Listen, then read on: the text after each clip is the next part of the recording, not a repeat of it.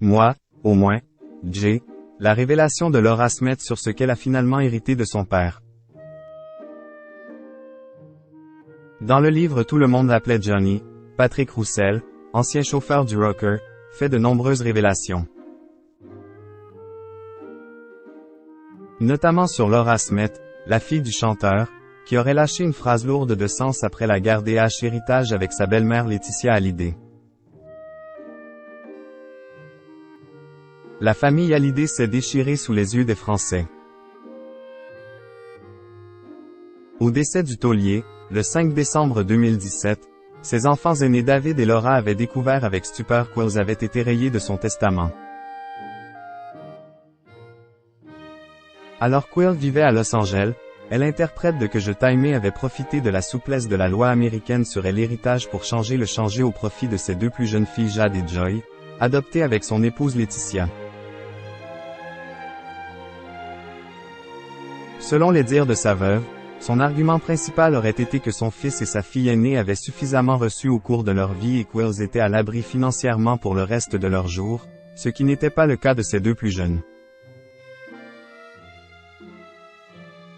Il n'en demeure pas moins que la pilule a eu du mal à passer auprès du fils de Sylvie Vartan et de la fille de Nathalie Baye, qui ont donc attaqué en justice le testament de leur géniteur pour tenter de le faire invalider. Une bataille judiciaire qui s'est soldée par un accord avec Laetitia Hallyday, laquelle a été désignée comme l'héritière principale. Laura fière du morceau écrit pour elle par Johnny Hallyday.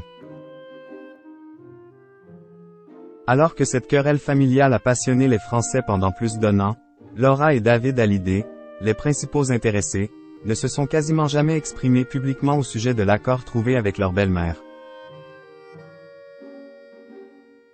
Ce qui ne les a pas empêchés de le faire en privé.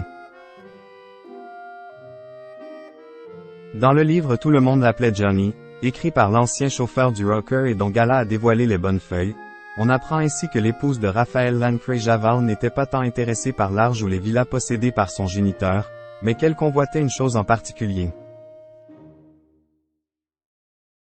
Les droits de la chanson Laura, qu'Will a écrite et chantée pour elle en 1986.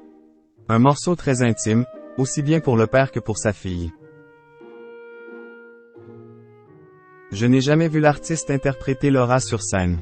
J'ignore pourquoi, ou peut-être pas. Un interdit tacite. Johnny lui-même n'évoquait pas ce morceau, écrit Patrick Roussel dans son ouvrage, avant de glisser une révélation sur la maman de Léo. Laura, elle, m'en a parlé. Elle m'a confié, encore récemment, je me fous du reste. Moi, au moins, j'ai ma chanson. Un maigre lot de consolation pour l'ex de Frédéric Ben Bieder, qui aura au moins hérité de ce cadeau inestimable de la part de son père.